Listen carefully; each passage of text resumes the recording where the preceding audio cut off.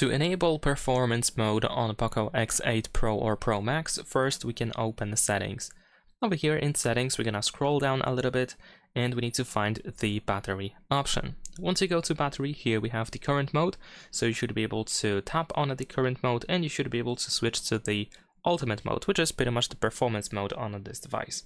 Over here we have a little information that the device performance is apparently going to improve, but also it's going to increase power consumption and it might lead to overheating issues, so you can press OK if you decide to use it. And there we go, the ultimate mode has been activated, or performance mode.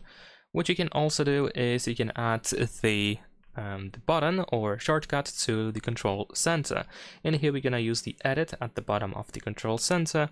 Then here in system toggles you can find the ultimate mode, so we can add it, tap on this check in the upper right corner, and over here we can just quickly toggle the ultimate mode. Leave a like and subscribe.